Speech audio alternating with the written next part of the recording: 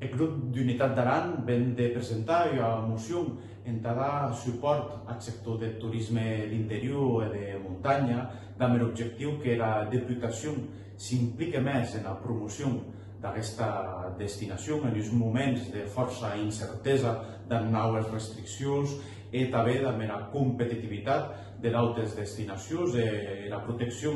de d'altres mercats i estats que aposten per les seves destinacions. És important invertir més sols en la destinació, en tot és compatible una bona gestió del turisme, amb els valors de la natura i la biodiversitat, i també hem de dar suport al sector especialment dels treballadors, dels empresaris, amb les noves tecnologies, hem de millorar aquests negocis i per tant siguin a la nautada del turisme sostenible del segle XXI. En aquest sens, aquest grup és satisfet perquè ha retenut l'acord de la major part dels grups polítics de la Diputació.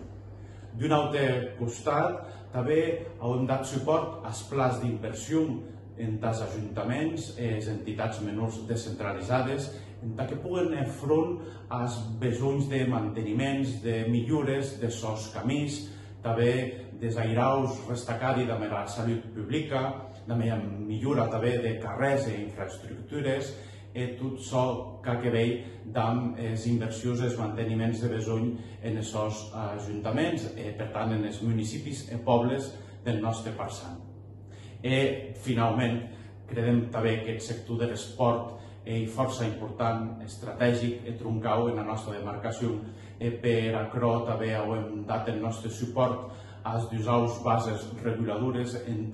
noves ajudes en les entitats, en que puguen finançar les seves activitats i puguen optar en conjunt de territori. Són les dues que s'han a terme. Sabem que hi ha hagut problemes en la primera convocatòria i demorem que se puguen millorar aquestes tramitacions i aquestes ajudes puguen arribar al conjunt de les entitats que tal et demanen.